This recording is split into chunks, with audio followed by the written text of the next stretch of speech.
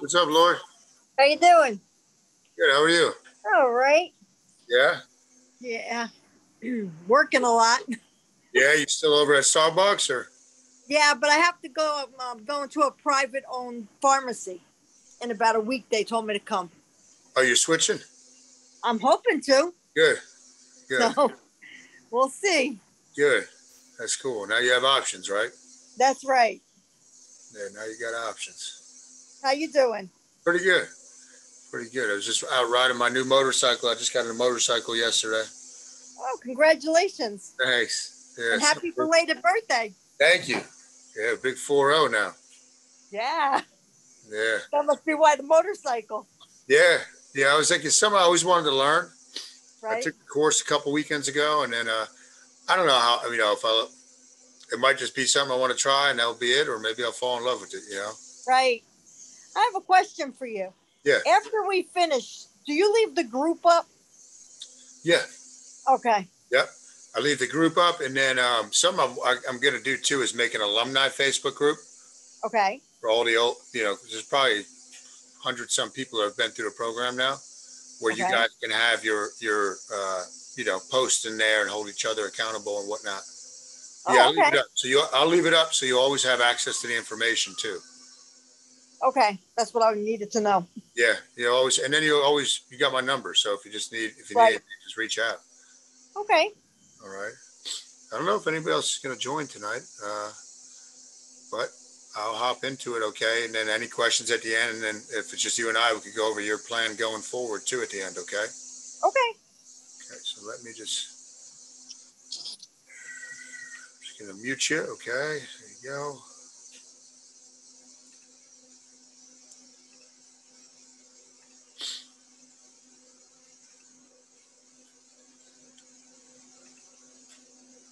All right. So, in case you're watching the recording, this is the last one for Panda number 8, last lesson. Going to be review some stuff tonight. Kind of just get everything to really sink in as you kind of venture off on your own. What we'll start with, and I went over this with you guys a long time ago, is the fridge and the freezer analogy. So this can really burn into your brain how this works. If you got a fridge or you got a freezer in the basement, okay, that represents your stored body fat. You got the fridge and the freezer in your kitchen or wherever it is. To get to the freezers in the basement, you essentially have to empty out that fridge upstairs. Okay, so it's a sequential process. The way most people approach weight loss is that it's simultaneous. They think if they cut calories and they burn calories, that they can somehow lose weight doing that. That's not how it works. So with the fridge upstairs, you got to empty it out, meaning we're not eating as often. And every time you open that fridge door, the freezer door, that light bulb goes on. Every time the light bulb goes on, that represents insulin being released. So we want to open that door as little as possible, empty that fridge. So when you guys, when you start crossing that 24-hour mark, when you start getting into that, so if you're doing one meal a day, essentially you're in that zone every day.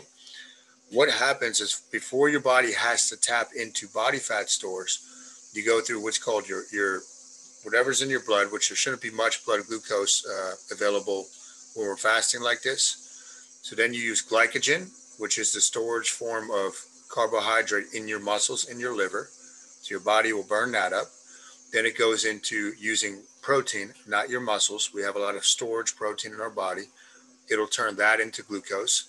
And then after that, it starts tapping into your body fat stores. So we want this every day. We want this cycle going on, and then the longer you fast, the more you're just relying on pure body fat for energy. The Biggest Loser. I don't even know if that show is still on, to be honest with you, but weight loss contest show. I'm sure everybody's seen it. Really obese people, and they do the typical North American diet. They essentially starve these people. So you can tell when you're in starvation mode versus fasting when you start losing a lot of muscle. Okay, you're in starvation mode, and that happens when you feed the body a little bit but not enough. Right, like your typical diet. There's never been a reunion show from The Biggest Loser. Only one person in the history of the show has been able to keep the weight off. Everybody else went back to the same weight or heavier afterwards. They set their body up to do this by the way of the exercise they're doing, over exercising, crash dieting, and it's not easy to do necessarily, but when you're in an environment, remember your environments greatly impact your behavior.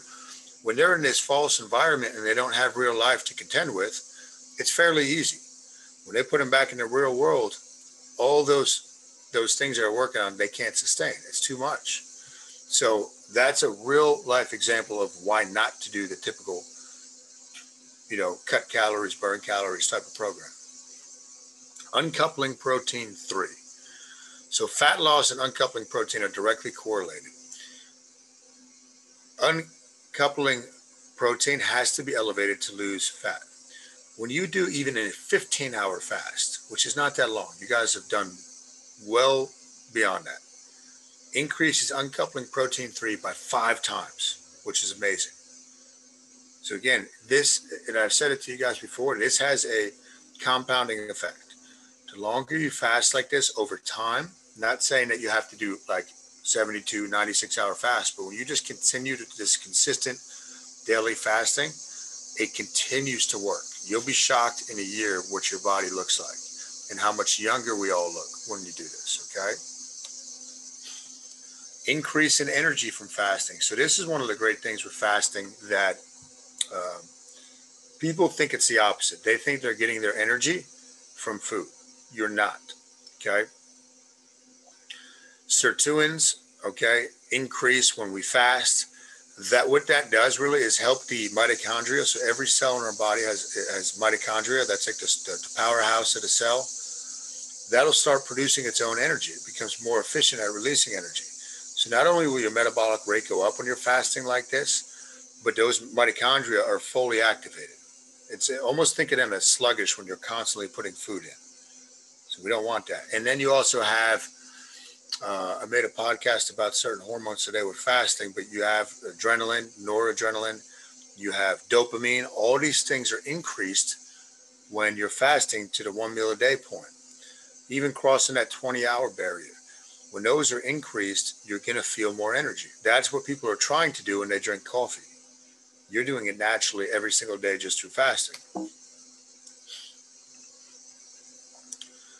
So this is a key biofeedback thing. NEAT stands for non-exercise activity thermogenesis.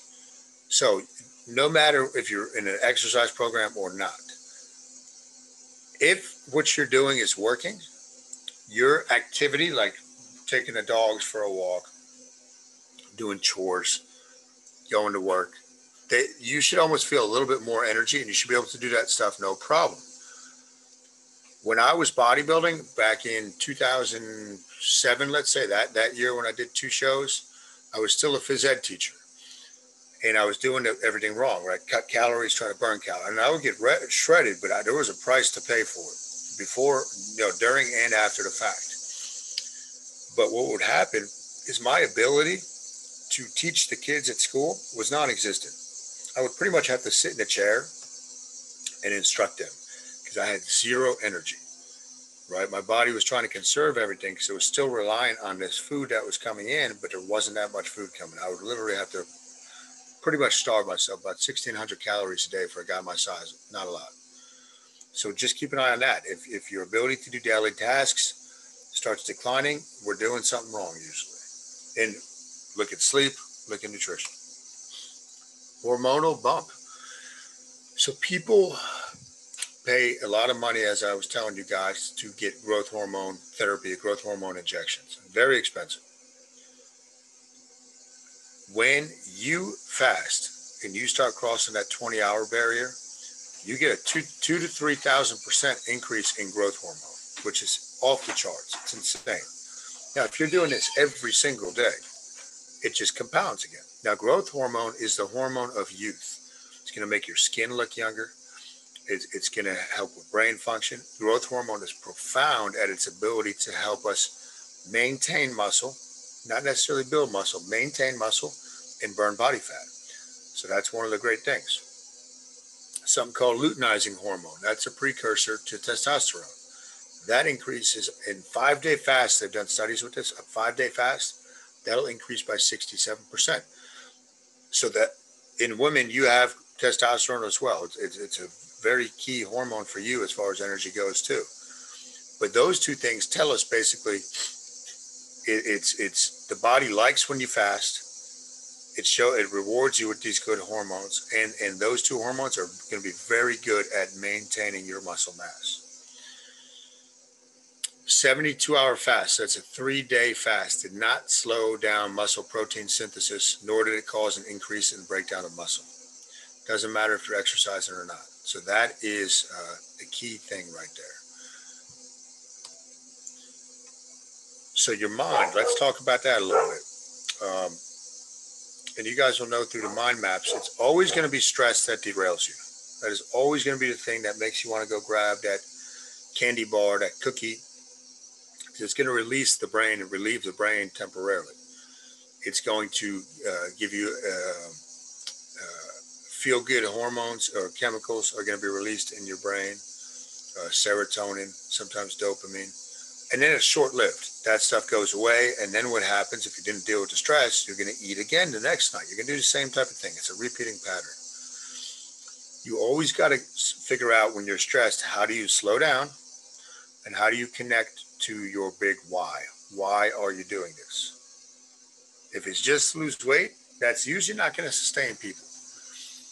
If it's, hey, I want to reverse my type 2 diabetes. I want to make sure that I don't get sick at all this winter, because I want to have more time with my kids. Whatever it is, you got to connect to that bigger reason why.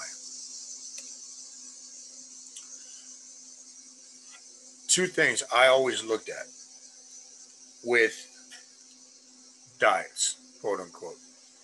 It should give you more energy, and it should give you the edge. Okay?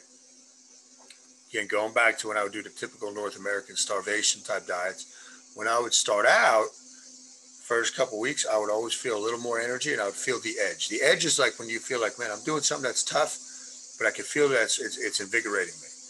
But what would happen after a couple weeks, both of those would crash. I still had energy reserves when I would start out on those diets, just like you all have done. Once you deplete them, you're going to crash. What you are doing, whatever form of fasting or eating you're doing, should keep these things nice and sustainable for a long period of time. Okay? Pitfalls. A lot of people are going to fall for the bright, shiny object syndrome. There's going to be a new diet that comes down the pike. Well, I'm going to do that. Don't fall for it. They don't work. I can tell you, I've researched this, I've experimented with this. Just stick with your plan. Stick with your plan. Stick with your plan. If you feel like you need to take when you go on vacation, when you do a break, whatever it is, commit, okay, I'm going to do a break. I'm going to take a break. I'm going to do a 16-8 fast this week. That's what I do on vacation. I eat twice a day. And then you hop right back on your fasting plan. But don't jump to a new diet that has not worked for you in the past. The goal is to keep the goal the goal. So again, novelty is a big turn on for your brain. Don't let it seduce you and take you away from what you're doing. What is your goal? Your main goal is to keep the goal the goal. Whatever you committed to, just keep that, keep focusing on that.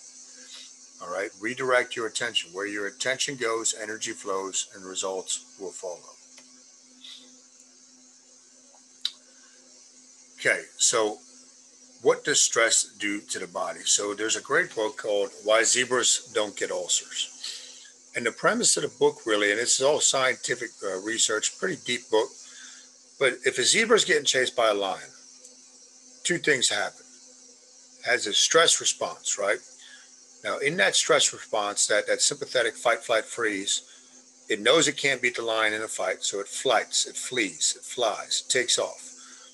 It releases sugar to the working muscles away from the digestive system, and it goes. Now, the lion is either going to kill it, or the zebra escapes. If the zebra escapes, it doesn't stay in this chronic state of stress like we do as humans. Most of our stress is up here.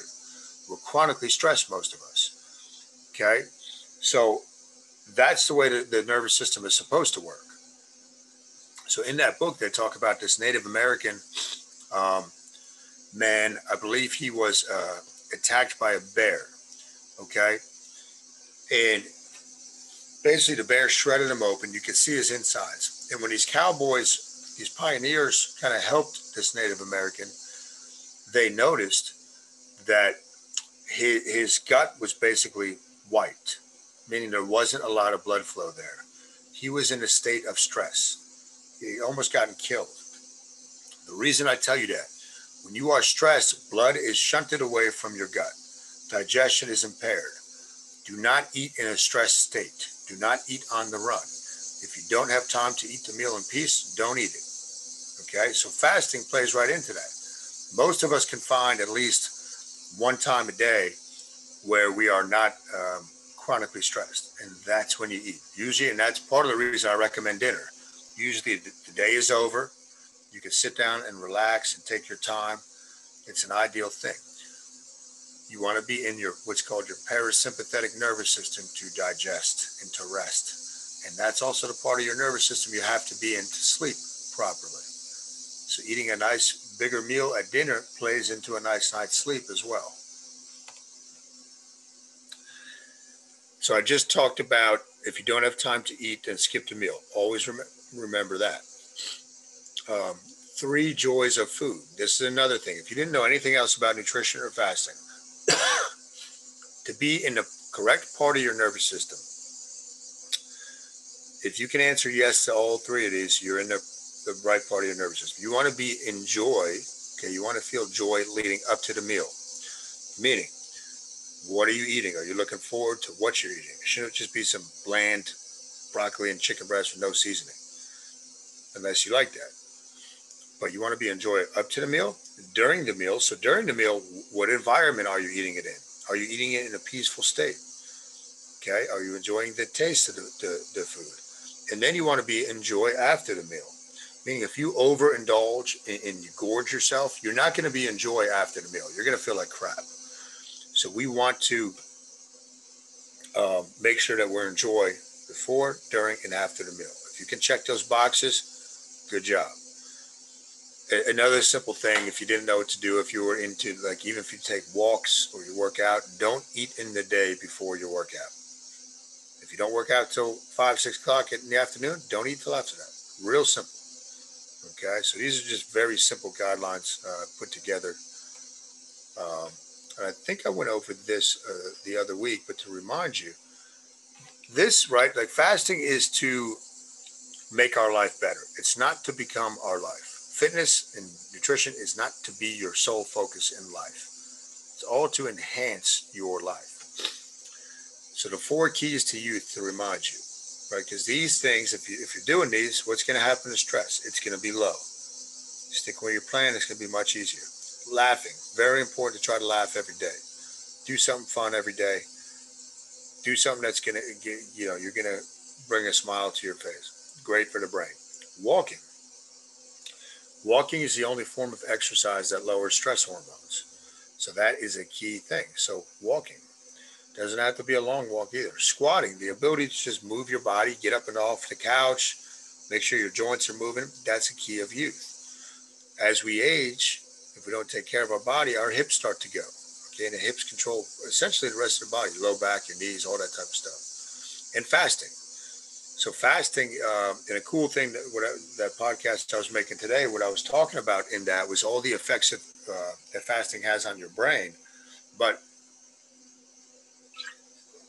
2 cool examples.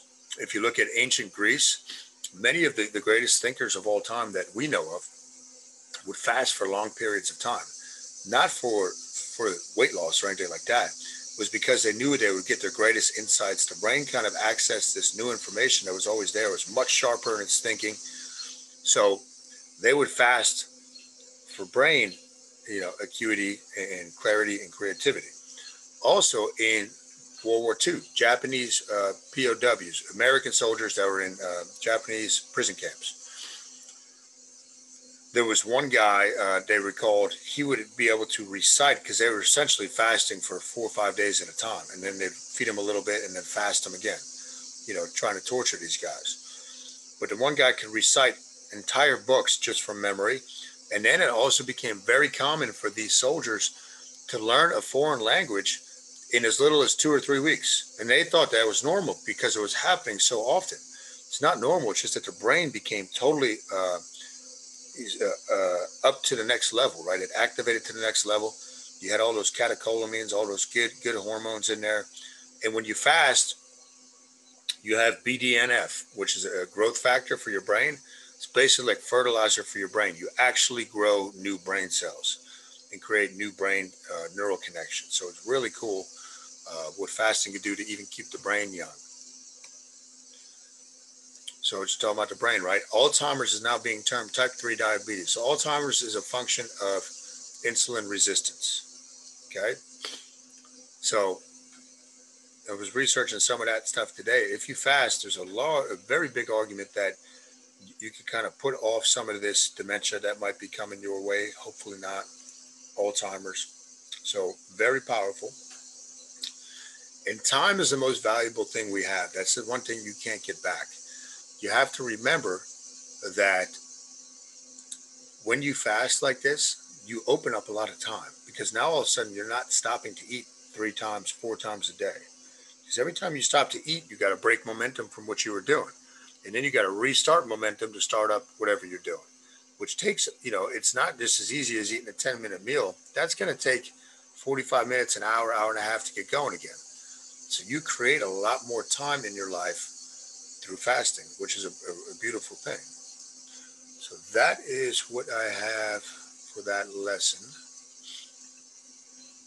Lori, any questions on the lesson? Let me unmute you. Oh, there you go. I had to unmute you. Good.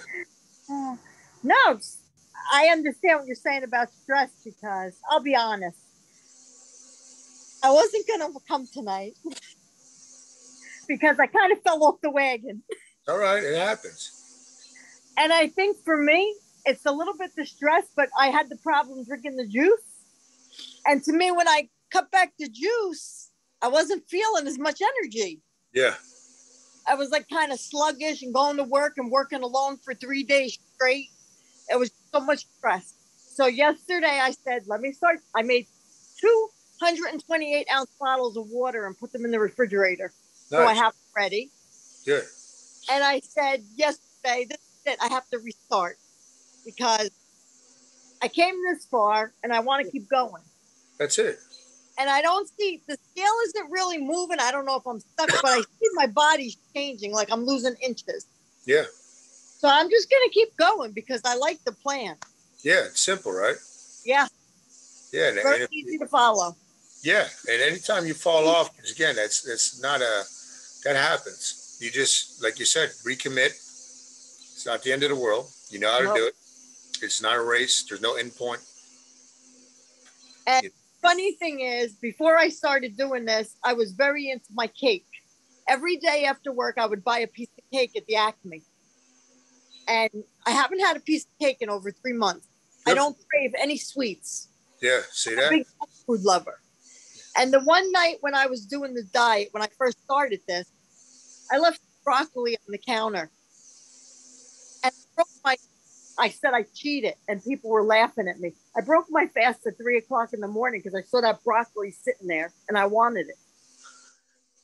So I ate the broccoli. Yeah. And every time when I say I cheat, like if I can't finish the fast, I'm looking for stuff like Caesar salad. And it's not the junk anymore. It's the greens and the fruit. That's what I'm looking for. Yeah, that's great. And that's one of the beautiful things that happens when you fast like this. It's almost like your taste buds come back to life, like the way they're supposed to be. Right. So, but I'm very happy with the plan. Good, good. So are you comfortable with what you're doing going forward? Do you have questions on that? Or are you just going to go day by day, week by week? No, I think I'm going to see what we're doing. Okay. Because I want to lose 20 more pounds. Good. Yeah, just stick with it then. Stick with do the weekly 48 to start out the week. 1 meal a day. And then if you ever hit a speed bump, just reach out to me. But there's one question. When you eat your fruit, your meal, your dessert, is there a certain amount of time that you're supposed to eat that in? The meal? Yeah. No, it's a common question, but an hour to an hour and a half, depending. Okay. I want you to enjoy it. I don't want you to time it. Now, if you're stretching that out to like 4 hours, that's okay, but that's different. Now you're doing Right. a 20-hour fast. Right. You know, so if it typically, you know, by the time I start preparing whatever I have to prepare on, you know, thoughts and fruit, I'm done in about an hour 15. And that's taking my time, you know, just enjoying Right. the night. Okay. And all recipe for your oats. Oh, the You never recipe? did. Yeah, you never Yeah. gave it to us. I never gave it to you guys. No, you told us you were going to post it. Let me see here. I'll tell you now, and then I will post it. I have a video that I'll post. So it's, you don't have to remember. I'll put the, I've got a written thing of it too. So I'll put that in the group. Basically in a mason jar, depending how much oatmeal you want. Mm-hmm. Let's say you're doing a cup, which again, this is going to be after your meal. So you probably won't be able to do that much, but I like to have it there because it's okay. If you're still hungry, you're craving something, you do the oatmeal. So I put the oatmeal in a mason jar and I use almond milk. I don't like using pasteurized dairy. Put almond milk with it and you fill it up so it's pretty much covered. And then with that, what I personally do is I put cinnamon, stevia, and salt. Mix it together. I put it in the fridge. Okay. When I go to eat that, in my bowl, usually I'll put a couple frozen berries. Okay, so not a big serving of fruit, just a couple frozen berries in the bottom of the bowl. Some peanuts if I want, some type of nuts. I put the oatmeal, and then if I want a little peanut butter, I mix that in. It's delicious. Sounds good. Yeah. And it's, I said when I caught you because you said you were going to post it, and I said, I apologize about that. I'm going to make a note to make sure I put that up. I'll post that with the slides from this. And it's so easy to make. I usually make it in the morning. I don't really do it the night before. And it's in the fridge and it's there. And if you don't happen to have it at night, it stays good for a couple of days. Mm-hmm. You know, but that's a real, because a lot of people say, oh, I'm still hungry. So either they're not doing the fruit first, but if you have that and you do that after your meal, and if you do that and you're still hungry, then have whatever you want, but you're probably not going to be hungry. I'm not, you know, most I've been living on is, you said don't eat meat for like eat it 3 times a week, if that. Yep. But I've been trying to stay away from it, and I've been living on sweet potatoes and white potatoes. I mix them together. Oh, nice. I make them, and like you said, I can't even eat. First night I made 3. I only ate not even 2. I'm not hungry, and I'll put the broccoli on top, and that's what I've been eating because I love potatoes. And the whole time I had COVID, I was eating rice and potatoes. Rice and potatoes. There you go. Yeah. And everybody kept telling me, oh, you shouldn't be eating that. That's why you're gaining all this weight. But the doctor told me with all the steroids I was taking, I had to eat something at 3 o'clock in the morning. Yeah. And my son, they were all making fun of me because I got a Uber coupon for 50% off. And I called a Peruvian restaurant and had them deliver me boiled potatoes and rice, $50 worth. Wow. And that's what I was living on. There you go. Yeah. Simple stuff. Yeah, I like it. So simple it's a good stuff. diet. Yeah. Well, like I said, you have my contact info. You reach out anytime. You know, okay. Another mind map, you just reach out to me. Okay. And just stay one day at a time with the plan. Okay. And when you get close, like when you hit your weight goal, when you get closer, then what you do as far as the way we're eating? Yeah, so I would eat the same way, but then what you could do if you wanted to cut out your 48s, you go to 1 meal a day typically. Okay. A lot of people, that's a great maintenance plan. And I've had people lose, not in 6 weeks, but over the course of a year, 90 pounds just doing 1 meal a day, not even doing 48s. Okay. So it's a very simple way to maintain, but the principles remain. The fasting period, what are you eating? You know, make sure you're eating good, nutritious foods most of the time, not all the time. You know, we're all human. Right. And you just stick with that. You'll be able to cruise. It'll be so simple you won't believe it. There's going to be no struggle. Right. And Friday night is usually my cheat day because I see my boyfriend. Okay. And you have to have your glass of wine. Go ahead. Said, can't you have your wine? I said, yeah, 1 glass. Yeah. Yeah. It's meant to, again, we want to enhance what you're doing in your life. If that's something you look forward to, by all means, do it. right? This isn't Okay. your life, but you do have a lot more leeway when you fast like this. You have Right. a lot more leeway with what you're doing. Well, that's what, I don't say too much to people because I said something to one of my kids and they were like, well, so typically you're starving yourself. It's starvation. And I said, no. And I didn't want to get into it because that's how they see it. They Yeah, interpret it as you're starving your body. yeah. When it's the science now, it's when you do a typical North American diet when you're cutting your calories. That's when starvation happens. Oh, yeah. Because I see my mom is struggling. I told Yeah, you, be shred. And every day I go over there and she's like, I can't have any more fruit today. Because I'll say, do you want some of my fruit? I can't have any fruit today.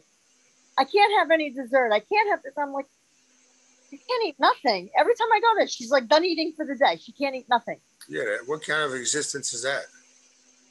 It's not. Yeah, it's not fun. I mean, food's meant to be enjoyed. That's why we do the fast and feast. Enjoy the feast. That's what I keep telling her. It's Yeah, fast or feast. that's it. It's real easy. But I'm very happy with the plan. I'm glad I joined your little group here. Yeah, thanks, Lori. If I send you a couple questions, like for a testimonial, would you be able to do that? Sure. All right, cool. I will. I'll shoot them over. Want me to email them to you? That's probably easier. Whatever you want to do. Okay. Well, I'll get So, them to you tomorrow, and then whenever you get them back to me, that would be great. okay. All right. So the last time I'm going to talk to you for a while. Potentially, you can reach out to me anytime you want, though. It's the last lesson for this, though. Okay. But I'll be checking in on you. And like I said, I'm going to put together that alumni group for the Pandas. Okay. And Yeah, do we get our t-shirts? yes, for you. I got to mail yours, right? Yes. Um, I'll put a post up. What size are you, though? They're men's pre-shrunk. Well, I'll tell you, I was wearing a men's extra large and now it's too big. Okay. So you're thinking large, maybe? Yeah. Okay. And then when I send you, I'm sure I have your address somewhere. When I send you the questions, just show me your address or text it to me. Okay. That's sent out. I have a short week this week. I'm leaving Wednesday for a trip, so I'll probably get it out next week. Okay, no problem. All right. And you enjoy your vacation? Yeah, yeah. It's actually a bachelor party in Nashville. Oh, very nice. Yeah, so me and two of my brothers are driving down, so it'll be fun. I'm going on vacation in January, California. Nice. So I can't wait. I'm going to see my 3 kids out there.